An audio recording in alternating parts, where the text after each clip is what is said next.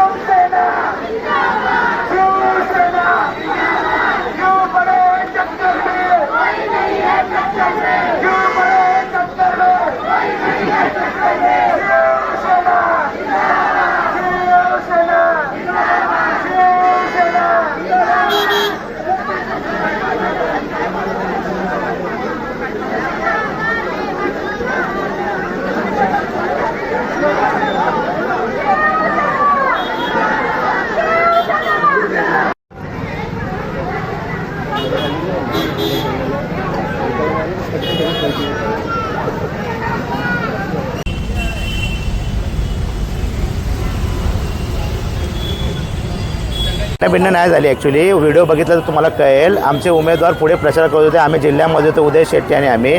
तर काय झालं, मी फक्त तिथे जात होतो तर त्यांनी माझी अक्षरशः गाडी थांबवली.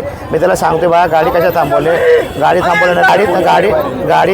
थांबवली माझी, आणि ते आमचे उमेदवार पुढे होते. मी त्याला बोललो काय झालं, तर ते आपला जो जेम्स ऑफ मीरा भाईंदरमध्ये एक व्हिडिओ व्हायरल झाला आहे, जे मी भाषण केलं. आणि भाषण हा अधिकार मला लोकशाहीने दिलेला आहे, कारण की आता निवडणूक लागली तर भाषणात ठोकणार ना, काय ठोकणार का, आम्ही मारामारी करणार. तर आम्ही भाषण दिलं. माझं म्हणणं होतं की त्याला मी बोलतो तू भाषणाचं उत्तर भाषणात दे. तो बोलतो माझे साहेब, पण तुझे साहेब आहे म्हणून काय झालं, माझे विरोधी आहेत ना ते. आज आमची लढाई त्यांच्याबरोबर आहे, तर आम्ही त्यांना बोलणारच ना, त्यांच्यावर टीका टिप्पणी करणारच ना. तर आमचं तेच म्हणणं होतं. पण त्यांनी काय केलं, तो एकटाच आलेला, मला बाकी कोणावर काय बोलायचं नाही. तो आला, त्याच्यामुळे ते बाकीचे लोक प्रोवोक झाले. माझं असं म्हणत होतं की प्रोवोक नाही झालं पाहिजे होतं. त्यांनी प्रोवोक केल्यामुळे ते सगळ्या गोष्टी झाल्या, आणि मला आमच्यावर काय कुठला अटॅक करायचा प्रयत्न केला, पण मी तिथे दटून राहिलो, कारण की मला माहीत होतं इथून जर मी निघालो घाबरून तर हे जे आमच्या पुढच्या पक्षाचे मोरल तुटेल. म्हणून मी तिथेच थांबलो. बोलो ठीक आहे, मी त्याला समजवतो, पण तो समजायच्या पलीकडे गेला.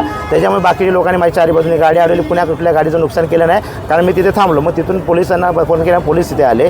पोलीस आल्यानंतर मग पोलीस बोलले तुम्ही तिकडे चला. मग पोलिसांबरोबर मी पोलीस स्टेशनला आले. आतमध्ये आल्यानंतर त्यांचे वरिष्ठांची आमच्या चर्चा झाली.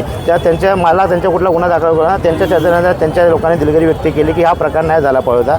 तर म्हणलं ठीक आहे, कारण मला पण काय आम्हाला पण प्रचार करायचा, कारण आम्ही जिंकणारा पक्ष आहे. जिंकणारा पक्षाला यात वेळ वाया घालवायचा नसतो. त्यामुळे आणि तुम्ही सगळ्यांनी बघितलं की जेम्स ऑफ मीरा भाईंदर तुम्ही जर भाषण बघितलं त्यात मी कुठलीही अशी गोष्ट बोललो नाही की जी कुठल्याही चुकीच्या प्रकारची गोष्ट होती. त्या तुम्ही जरी तो व्हिडिओ बघून घ्या पूर्ण, तर तो जो बोलतो की लायकी हा शब्द मी काढलाच नव्हता. माझं सिंपल भाषण होतं की भारतीय जनता पार्टी हा मोठा पक्ष आहे मीरा भाईंदरमध्ये, आणि भारतीय जनता पार्टी मोठा पक्ष असल्यामुळे आमचा हक्क इकडे आहे. तर त्या गोष्टी महायुतीच्या ज्या गोष्टी होत्या त्या फक्त मी सांगितले की तुम्ही तो आम्हाला हक्क दिला पाहिजे. माझं काय चुकलं? मी भाषण ठोकावून नाही का? लोकशाहीत मला अधिकार नाही का? आणि मी त्याला ते सारखं सांगतो की तू भाषण घे, तुमची सभा लावा, तुम्ही अनिल ताटेबद्दल बोला, महेंद्र मेहता साहेबांना बोला, कुणा बोलायचं त्याच्यावर बोला ना.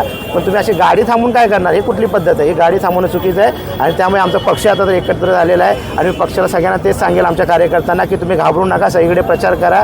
कोणीही काही करू शकत नाही. लोकशाहीने आपल्याला मोठा अधिकार दिला आहे प्रचार करायचा, आणि आपण सर्वांनी प्रचार केला पाहिजे. आणि ही पद्धत जी आज झाली ही एकदम चुकीची आहे. आज पण आमचे लोक तिथे प्रचार करत आहेत. असं नाही मी घाबरलो. आमचे 4 उमेदवार तिकडे, मी त्यांना म्हणलं तुम्ही डिस्टर्ब होऊ नका, कारण हा प्रकार डिस्टर्ब होण्याचा आहे. आमचे 4 उमेदवार अजून गावठणमध्ये आणि ते चांगल्या प्रकारे प्रचार करत आहेत. आणि आम्हाला उत्स्फूर्त पण लोकांचा एकदम चांगला उत्स्फूर्तपणे प्रतिसाद देत आहेत भाजपाला. आणि आम्हाला माहिती आहे की लोक आमच्या बाजूने, कारण की आम्ही कुठल्या गोष्टीला घाबरत, आम्ही कुठली चुकी करत नाही. पण आमच्यावर कोण अंगावर तर आम्ही त्याला अंगावर नाही, त्याला शिंगाव घेणारच. भारतीय जनता पार्टीचा